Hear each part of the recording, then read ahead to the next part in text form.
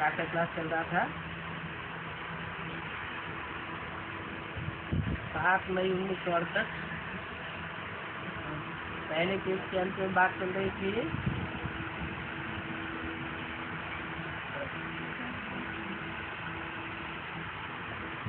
कि देवताओं को पवित्रता का ताज होता है,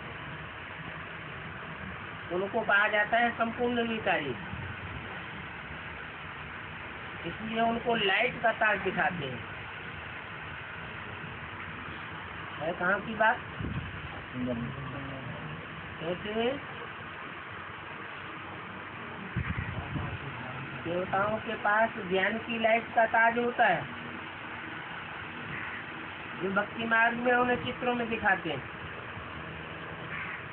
और रावण राज्य में पवित्रता का ताज नहीं दिखाते हैं,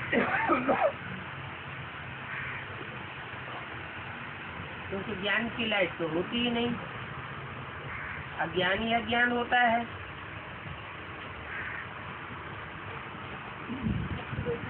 तो रावण राज्य में ये जो पवित्रता का ताज उतरता है वो कब उतरता है? जरूर रावण आकर के पवित्रता का ताज उतार देते हैं। इसकी टोपी उतारी जाती है ना, तो तुम्हारी पवित्रता सारी खत्म हो जाती है। ये भी तुम जानते हो। अपवित्र राजाएं पवित्र राजाओं को पूजते हैं।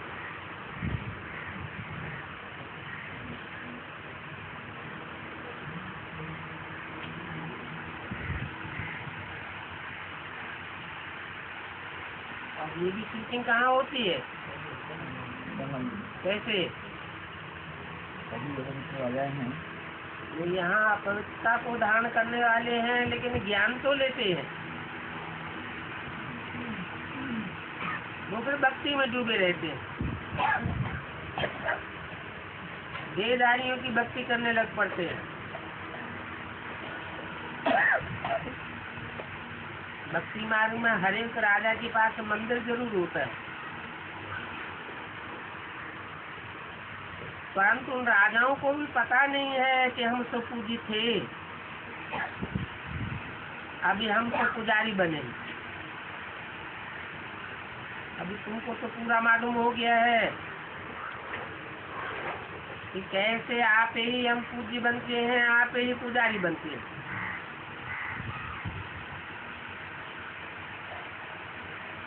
तो और 8 जन्मों के बाद ही हम पुजारी बनते हैं।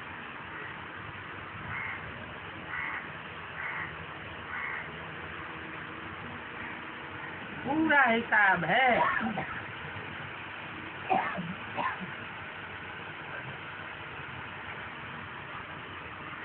वो लोग तो हम कह देते हैं, हम ब्रह्मास्मि, कि वो हम जो भी अर्थ करते हैं वो रंग हो जाता है। भक्ति है ही अनराइटियस, राइटियस है ज्ञान। भक्ति में तो कुछ भी करेंगे वो वे समझी से ही करेंगे, इसलिए उनको गाया जाता है अंधे की औलाद अंधे। रावण क्या करेंगे? अंधा ही बना देंगे। रावण को भी अंधा ही कहेंगे ना। ये लक्ष्मी नारायण समझदार थे, इनको कोई बड़ी राजी थोड़ा ही होगा सलाह देने वाला। फिर जब भिखारी बनते हैं तो राजाओं में बुद्धि कम हो जाती है, इसलिए दूसरे की राय लेने के लिए वजी रखते हैं। तो बुद्धू होते हैं तब तो वजी रखते हैं ना। ये करें व न करें, राय वही लेंगे।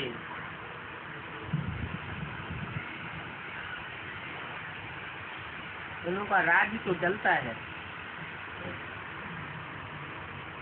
परंतु इन लक्ष्मी नारायण को राज्य कोई राय थोड़े देंगे। अभी तुमको राय मिलती है मुख्य से उनसे बात की,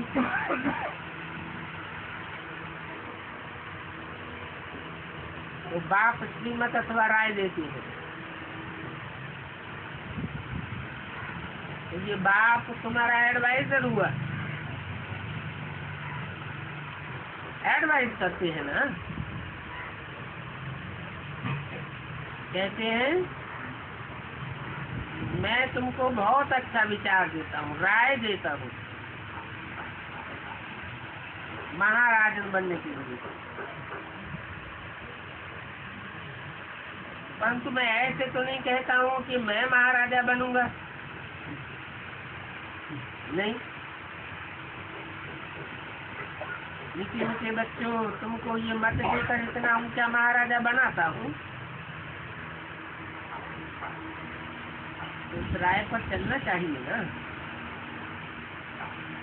और मेरी राय पर चलने में ही मेहनत है। मुख्य मेहनत है काम विकार को भगाने की।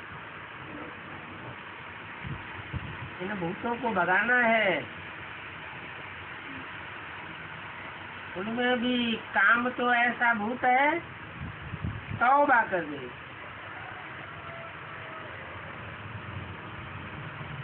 ये कामी पुरुष को कामी कुत्ता भी कहा जाता है। बाप खुद बच्चों को कहते हैं, हे बच्चे तुम कितने समझदार थे, हमने तुमको फर्स्ट क्लास राय दे करके कितना ऊंच बना कर गया था, और ये भी ड्रामा अनुसार कहेंगे। इसमें जरा भी फर्क नहीं पड़ सकता। जो कुछ भी एक्ट चलती है ड्रामा अनुसार।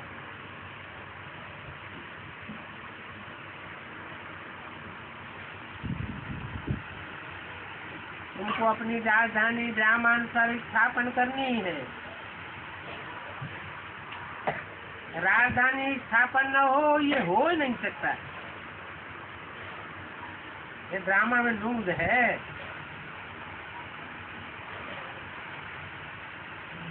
परंतु राजधानी स्थापन करने के लिए तुम मेहनत करते हो, पुरुषार्थ करते हो, ये भी ड्रामा ही कराता है। ड्रामा अनुसार तुम करेंगे जरूर, और ड्रामा तुमको पुरुषार्थ कराएगा भी जरूर। पुरुषार्थ बिगड़ तो कुछ भी मिल नहीं सकता, पानी भी नहीं पी सकते। पुरुषार्थ बिगड़ तो कोई चल भी नहीं सकता, पाँव भी नहीं उठा सकता। बाप बैठकर राइट मार्ग पर पुरुषार्थ कराते।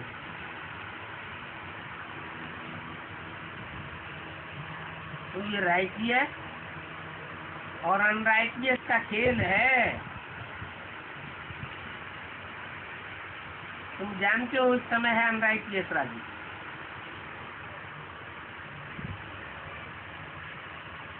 रावण अनराइटियस बनाता है। इस अनराइटियस राज्य को सावरंटी नहीं कहा जा सकता।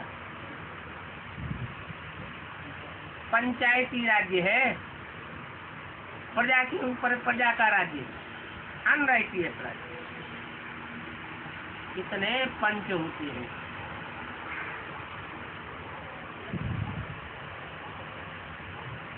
लोकसभा की पंचायती, फलाने सभा की पंचायती।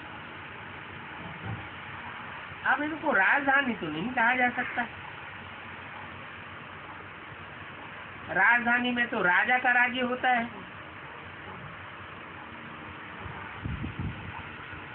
इसको तो कहा ही जाता है प्रजा के ऊपर प्रजा का राज्य, अर्थात कुरु राज्य, कौरव राज्य। उनको बहुत कहते हैं, तुम इस गवर्नमेंट को कौरव क्यों कहते हो? अरे ये तो गीता में भी कहा हुआ है, कौरव और पांडव क्या कर तुम्हें।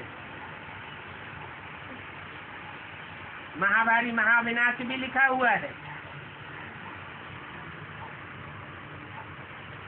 फाइनल विनाश हो जाता है, फिर सत्युग त्रेता में आधा कल्प लड़ाई नहीं लगती।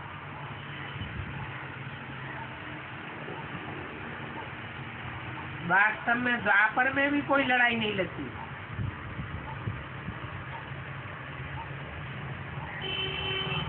लड़ाई भी मनुष्यों से, सिपाहियों से होती है। प्रजा के साथ लड़ाई नहीं होती है। जब बहुत वृद्धि हो जाती है, सिपाही आदि हो, तब तो लड़ाई हो।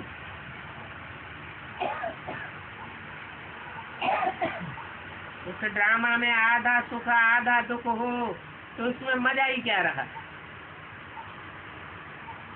तुम बच्चे तो बहुत सुख देखते हो। बाप ने ये नाटक दुख के लिए थोड़े ही बनाया है।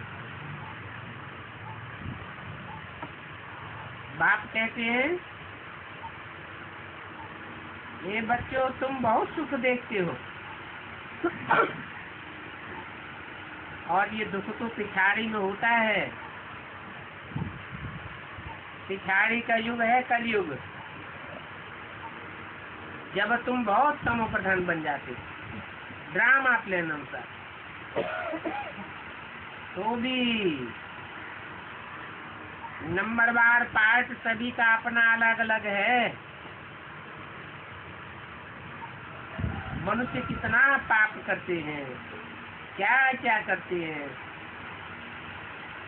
अखबारों में भी पापों की ही बातें भरी पड़ी रहती है। अभी तुम बच्चों की तो बुद्धि में बैठता है तो भी नंबरवार पुरुषार्थ अनुसार। जब तक हम बाप को याद नहीं करेंगे तो भी उठते बैठते चलते फिरते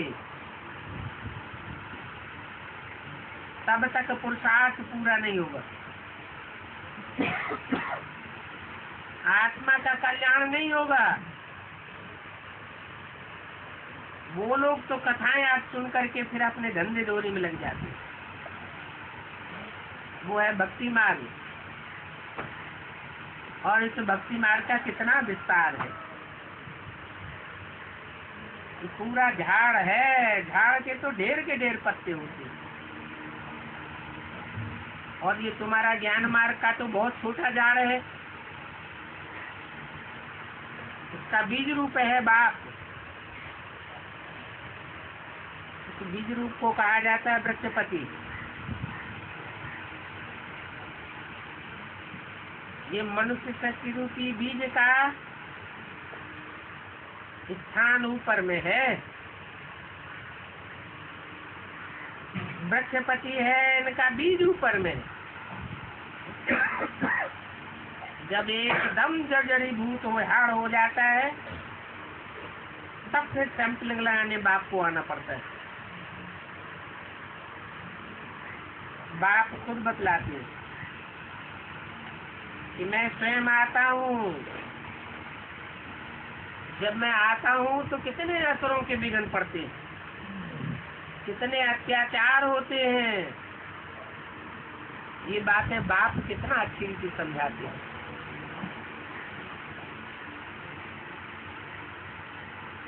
परंतु इन बातों पर बच्चों को निश्चय भी होना चाहिए ना। 7-5-68 की वाणी का तीसरा पेज। क्योंकि निश्चय बुद्धि बिगड़ राजाई कैसे स्थापन होगी। नंबरवार ही निश्चय बुद्धि होते हैं तो राजधानी में नंबरवार पद बन जाते हैं। ये दुनिया तो दुखों की दुनिया है। वहाँ नई दुनिया में तो डॉक्टर्स, हॉस्पिटल्स, जेल खाने, बैरिस्टर आदि होते ही नहीं है। वहाँ कांटे ही नहीं होते, बाकी सब फूल होंगे। फूल तो कब किसको दुख नहीं देंगे। कांटे लग जाते हैं तो कितना दुख होता है। और इनका तो नाम ही रखा है कांटों का जंगल। कांटे ही कांटे हैं।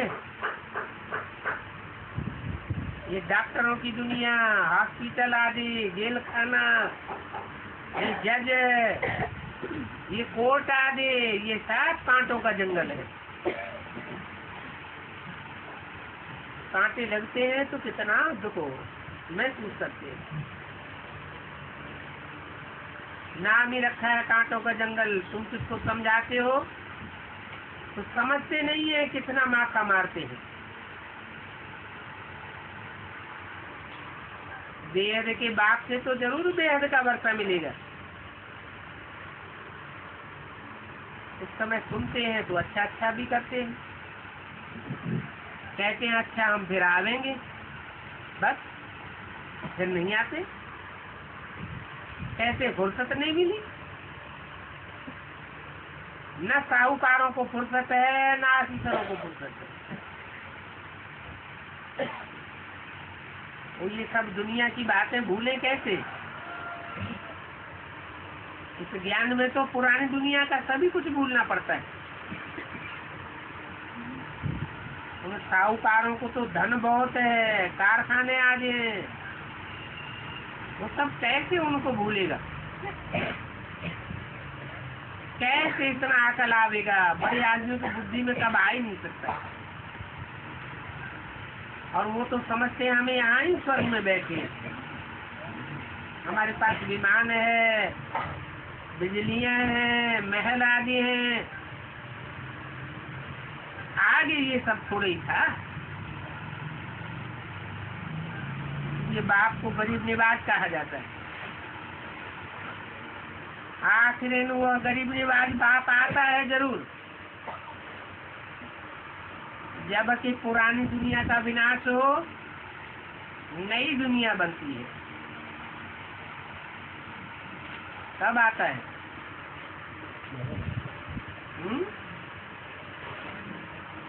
दो बातें बताई। एक तरफ पुरानी दुनिया का विनाश माने हाहाकार देखने में आती है, और दूसरी तरफ नई दुनिया की स्थापना अर्थात जय जयकार भी देखने में आती है। उस समय समझो बाप आ गए, गाते भी हैं आखिर वो दिन आ जाया जिस दिन का हम रास्ता ताकते थे। भक्ति मार्ग में तो देखो क्या क्या करते रहते हैं।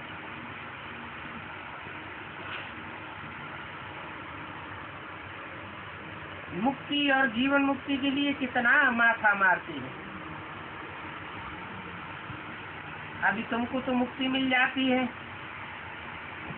तो फिर आधा कल्प माथा मारने की दरकार ही नहीं रहती। तो कहेंगे ज्ञान मार्ग, जहाँ माथा मारते रहते हैं, भटकते रहते हैं, वो है अज्ञान। भक्ति सतयुग, त्रेता, द्वापर, कलयुग, ये चक्र चलता ही रहता है। सतयुग से लेकर के त्रेता के अंत तक ये दिन चलता है।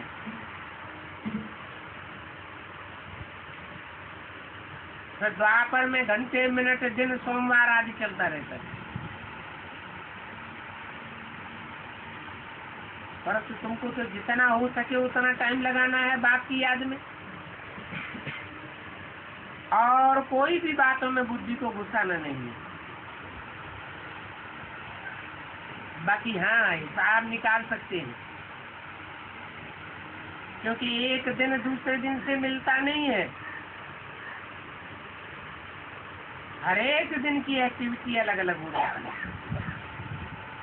एक सेकंड न मिले दूसरे सेकंड।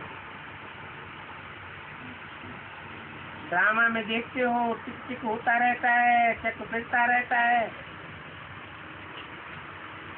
ये घड़ियां आदि भी ड्रामा अनुसार बनी है। वो हद की टिक टिक वाली घड़ी है, ये बेहद का ड्रामा है, बेहद की घड़ी है। ये टिक टिक बेहद की है। ये झूम मिसल ड्रामा चलता रहता है। तुमको बाप बेहद के ड्रामा की टिक टिक समझाते हैं, बहुत वंडर खाते हैं। ये कैसे हो सकता है? पत्थर टूट करके मकान बना, फिर वही पत्थर है, पहाड़ कैसे बन जाएगा? अरे वो तो पहाड़ भी बनेगा, फिर मकान भी बनेगा। बातों की डिटेल में अभी जाने की दरकार नहीं है।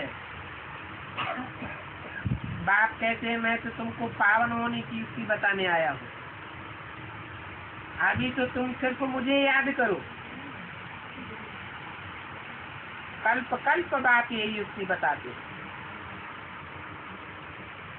जब तुम्हारी बुद्धि सूक्ष्म बन जाएगी तो सारी बातें स्वतः ही बुद्धि में आ जाएगी। बात तो समझाते हैं कि तुम इन बातों की डिटेल का फिक्र मत करो, मुख्य फिक्र है पावन कैसे बने। रात दिन यही धुन लगाते रहते हैं पतित पावन। अब ये अक्षर तो ठीक है, तुम सभी भक्तियां हो पतित। ब्राइड तो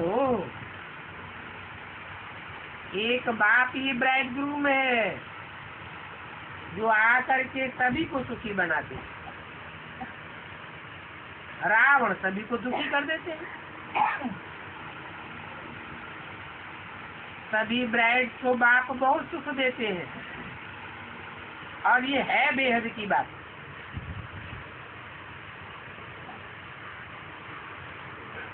बेहद का दुख है पहला नंबर काम कटारी, हिंसा करना। ये तो समझते हो रावण राज्य और राम राज्य है। रावण राज्य की आयु कोई बता ही नहीं सकता। ये भी नहीं बता सकते कि रावण को कब से जलाते आए हैं। समझते तो कुछ भी नहीं है। तुम जानते हो द्वापर से इनका राज्य शुरू हुआ है, परंतु द्वापर में इतना दुख नहीं देते, इसलिए वहां जलाते नहीं है। कलयुग में तो बहुत दुख देता है तो जलाना भी शुरू करते हैं। कोई बहुत दुख देते हैं तो उनका पुतला बनाकर जलाते हैं। सारे विश्व का दुश्मन है। इसलिए जब से भक्ति शुरू होती है तब से आकर के उनको जलाते हैं और हर वर्ष जलाते हैं। क्यों जलाते हैं? इसने क्या किया है कि कब ख्याल में ही नहीं आता। रावण क्या चीज है जो उसको 10 चीज दे देते हैं। राम को 1 सिर देंगे, रावण को 10 सिर दे देते हैं। ये भी बुद्धि में नहीं आता कि राम 1 मत देते हैं, रावण अनेक मतें देता है, तो उनको अनेक सिर दिखाए हुए। फिर रावण के सर के ऊपर गधे का सिर दिखाते हैं।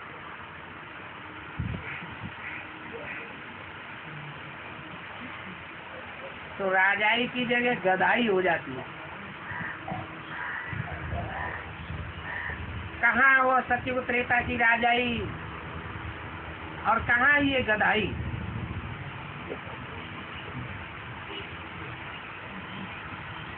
अभी तुम इन बातों को अच्छी रीति जानते हो। यहाँ से तुम घर जाते हो तो भी कितना फर्क पड़ जाता है। यहाँ तो तुम्हारी बुद्धि में है कि बाबा हमको डायरेक्ट पढ़ाए रहे, तो खुशी भी होती है। फिर ऐसे क्यों कहते हो बाबा हमको याद नहीं पड़ता है, भूल जाते हो। अच्छा का बाप जो तुमको गटर में गिराते आए उनको याद करते हो, और वेद का बाप जो विश्व का मालिक बनाते हैं उनको तुम याद नहीं कर सकते। लिखते हैं बाबा हमारा योग नहीं लगता है। मैं कहता हूँ अरे बाप को याद नहीं करेंगे तो तुमको वर्षा कैसे मिलेगा। लौकिक बाप के लिए तो कभी नहीं कहते हैं कि मैं भूल जाता हूँ। पारलौकिक बाप के लिए कहते हो कि मैं भूल जाता हूँ। लज्जा नहीं आती? शर्म आना चाहिए। विश्व का मालिक बनाने वाले को भूल जाते हो। अहो माया तुम बड़ी प्रबल हो। ड्रामा में उनका भी फर्ज है तुमको भुलाना। ऐसे तो नहीं कहेंगे कि मल्ल युद्ध में अगर कोई जबरदस्त है तो उस्ताद को कहेंगे कि हमको उंगली न लगाओ। रावण अपनी सेना का उस्ताद है। ये उस्ताद अपनी सेना का उस्ताद है। 7 5 शक्ति वाणी का 4था पेज। तो देखो ये खेल बना हुआ है।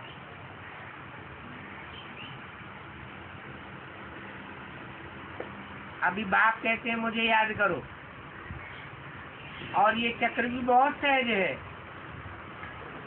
इस चक्र को भूलने की बात नहीं है।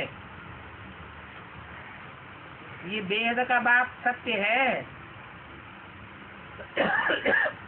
वो हद के बाप होते हैं, सत्य तो हो ही नहीं सकते। सत्य बाप तो जरूर सत्य ही आकर के बतलाते हैं। इसलिए गॉड फादर को ट्रुथ गॉड फादर कहा जाता है। कहते भी है गॉड इज ट्रुथ। सत्य बाप आकर के सत्य की स्थापना करते हैं। अनेक बार सत्यखंड स्थापन किया है। फिर भी देखो ड्रामा में क्या नूद है, हर बार झूठ खंड बन जाता है। अभी तो ये सारी दुनिया झूठ खंड है। गाते भी है झूठी माया, झूठी काया, झूठा सब संसार।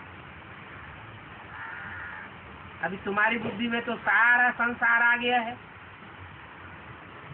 और किसको भी इसका पता ही नहीं है। तुम्हारी बुद्धि में सारा ज्ञान है, और है भी बहुत सहज है। ऐसे भी नहीं कोई जंगल में जाकर के बैठना है। सभी बातें तुम बच्चों की बुद्धि में अच्छी रीति बैठी हुई है। ये भी जानती हो ये नारद बेहद का बाप यही देते हैं।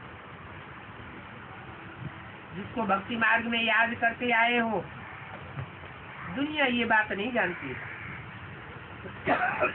हूबहू जैसे कल्प कल्प आते हैं नंबरवार, हूबहू ऐसे आते हैं, आवेंगे और फिर भागेंगे भी जरूर। सारी राजधानी स्थापन हो जानी है। बाप बच्चों को गुलगुल बना करके ले जाते हैं। सभी को पवित्र भी जरूर बनना है। हाँ, कोई याद से पवित्र बनेंगे, कोई भोग भोग कर पवित्र बनेंगे, कोई सजाओं से पवित्र बनेंगे। सभी का अपना अपना पार्ट है, और ये खेल है। घर में तो वापस जरूर पवित्र ही जाएंगे। तो हर एक को अपना अपना पार्ट मिला हुआ है। वो होता है हद का ड्रामा।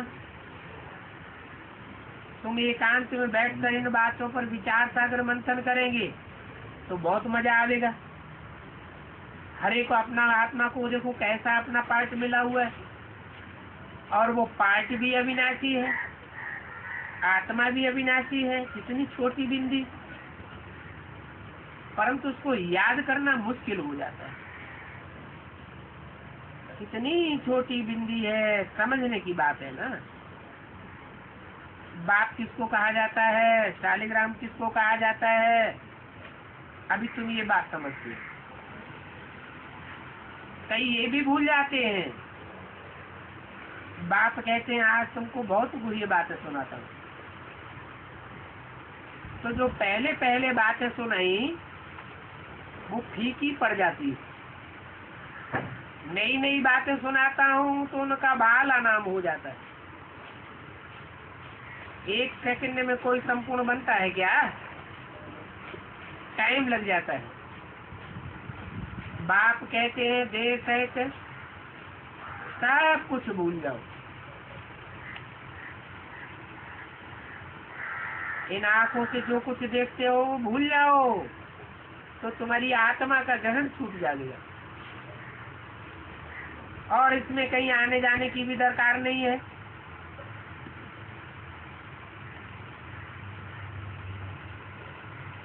तो साधु सन्यासियों का तो है हठयोग। बाप कहते हैं घर में ही बैठ करके मैं तुमको समझाता हूँ। कहीं भी तीर्थ ठिकानों में आधे धक्के खाने की दरकार नहीं। और तुम ये भी समझते हो कि मौत सामने खड़ा हुआ है। बामसी ऐसे ऐसे बनाते हैं, कल पहले भी ये हुआ और यही समय था कि तो मुफ्त में शंकर को विनाश के निमित्त बनाया हुआ है। सभी कायदे सिर होता है। कोई चीज को आग लगती है वो भी कोई कारण से लगती है, मुफ्त में थोड़ा ही आग लग जाती है। बाबा ने समझाया था, जो सेंसिबल सयाने बच्चे हैं वो खुद समझते हैं हम ये मौत के लिए बनाए रहे हैं, परंतु बनाने के लिए मजबूर हैं, बनाने के सिवाय रह नहीं सकते।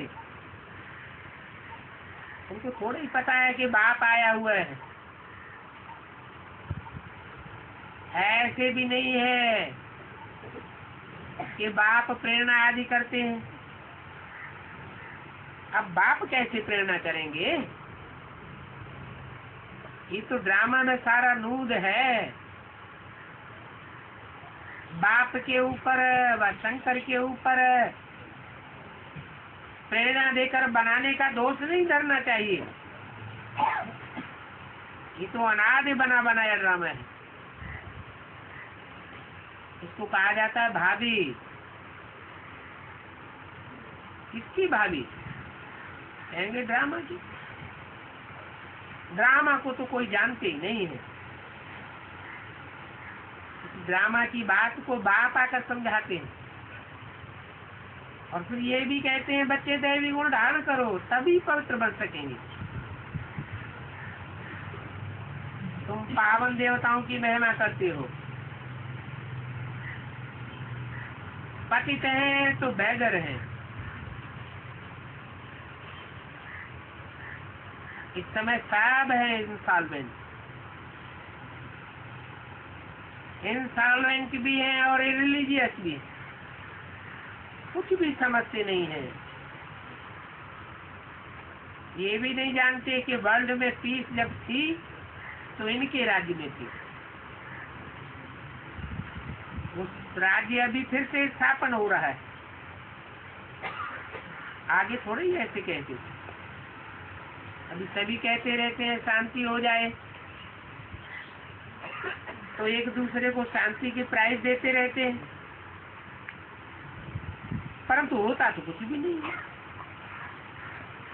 अभी तुम जानते हो, बाप को हम याद करते हैं, जो जितना जाति कोई याद करेंगे उनको प्राइज मिलती है। विश्व की बादशाही की प्राइज बाप देते हैं। तुम सभी बाप के मददगार खुदाई खिदमतगार हो। तुम जानते हो हम सभी श्रीमत पर सारी विश्व की सर्विस करते हैं। जितना याद करेंगे उतना प्योर होते जाएंगे और जितना पढ़ाई पढ़ते हो राजा ही तुमको मिल जाती है। फिर भी बाप कहते मुझे याद करो और राजा ही को याद करो। बेहद के बाप को याद करने से तुम्हारे पाप कर्म विनाश हो जाएंगे। सृष्टि चक्र को याद करने से राजा ही मिलेगी। ये तुम्हारा काम है, सृष्टि चक्र घुमाना। कहाँ भी जाओ घूमो फिरो, जितना ईश्वरीय सेवा में चक्कर लगावेंगे चक्रवर्ती राजा बनेंगे। घूमने फिरने की कोई मना नहीं है, परंतु ये वशीवश कर्ण मंत्र साथ में हो। माया पर विजय पाने का ये मंत्र है तो तुमको राजा ही का तिलक मिल जाएगा। और ये आत्मा के लिए रूहानी भोजन है। आत्मा ही सुनती है, आत्मा ही धारण करती है। शरीर को भोजन भी रोज मिलता है और रूह को तो भोजन सिर्फ एक ही बार मिलता है संगम युग में, जिससे तुम सर्वशक्तिवान बन जाते हो। इतने सर्वशक्तिवान बनते हो कि तुम्हारी राजाई को कोई छीन नहीं सकता। अच्छा, बच्चों को गुड मॉर्निंग।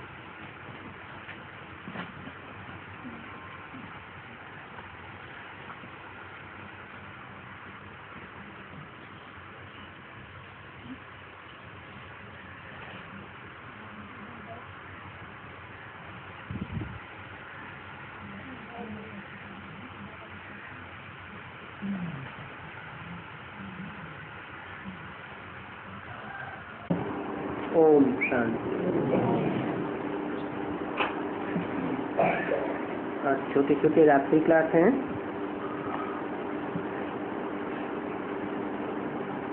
ठीक है, 8 मई 1968 का रात्रि क्लास। बाप दादा ने बच्चों का मुखड़ा देखा और बच्चों ने बाप दादा का देखा। ये कोई कम बात है क्या? 5000 वर्ष में एक ही बार मुखड़ा देखा जाता है, और वो भी जैसे बाप हाईएस्ट है वैसे ये बच्चे भी हाईएस्ट हैं। जैसे बाप ऊंच से ऊंच वैसे बच्चे भी ऊंच से ऊंच। सारी दुनिया में ऊंच से ऊंच बाप दादा और बच्चे। तो बच्चों को इतना फखुर रहता है। ये नशा स्थायी होना चाहिए। हम ऊंच से ऊंच बाप दादा के बच्चे हैं तो हम भी ऊंच से ऊंचे हैं, और अभी हम देवताओं से भी ऊंचे हैं। इतना नशा और ज्ञान बच्चों की बुद्धि में है। बाप बच्चे भी समझते हैं, मेहमान भी समझते हैं।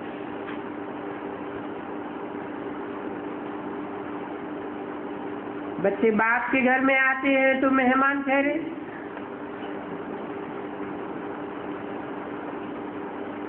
और मेहमान के बच्चों को बाप दादा को कमाल करनी है।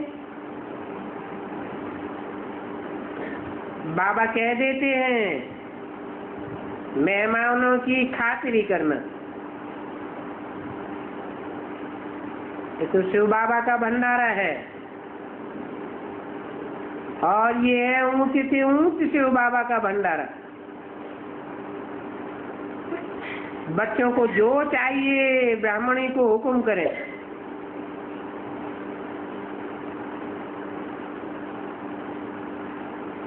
ब्राह्मणी को फिर सबसे पूछना है। और ये बाबा भी वंडरफुल है जिसको कोई भी नहीं जानते। तो तुमको विश्व का वंडरफुल मालिक बनाते हैं। ज्ञान भी वंडरफुल कोई की बुद्धि में बड़ा मुश्किल से बैठता है, और ये वंडरफुल ज्ञान तुम सुनते हो 5000 वर्ष के बाद, जिससे तुम इतना ऊंच पद पाते हो। ज्ञान भी वंडरफुल पाते हो। कहते हैं अच्छा अपन को आत्मा समझ बाप को याद करो तो बेड़ा पार हो जाए। याद करते करते पार पहुंच जाते हैं। बाप खिवैया भी है।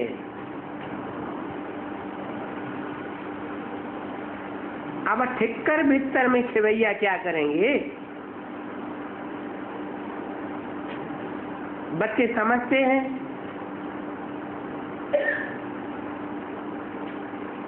भीतर बुद्धि की खेना क्या होगी?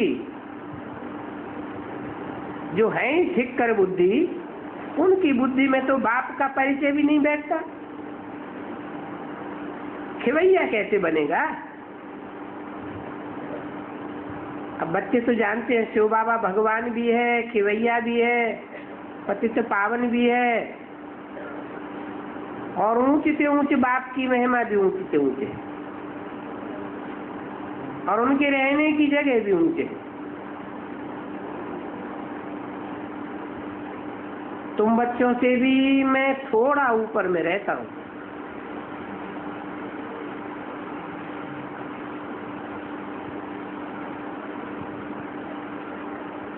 मालूम है कितना ऊपर रहता हूं? अच्छा, बच्चों को गुड नाइट और नमस्ते। अगला रात्रि क्लास है 9 मई 1968। ये सारी पांडव सेना है और सभी हैं पंडे। नाम भी पंडा रखा हुआ है। पांडव संप्रदाय वो है कौरव संप्रदाय। ये कब गए हुए के? जरूर कहेंगे 5-4 वर्ष पहले पांडव संप्रदाय थे, कौरव संप्रदाय भी थे। पंडा पुत्र पांडव, कुरुपुत्र कौरव। पांडवों को विजय प्राप्त हुई, कौरव विनाश को प्राप्त हुए। अभी फिर वर्ल्ड की हिस्ट्री जागृत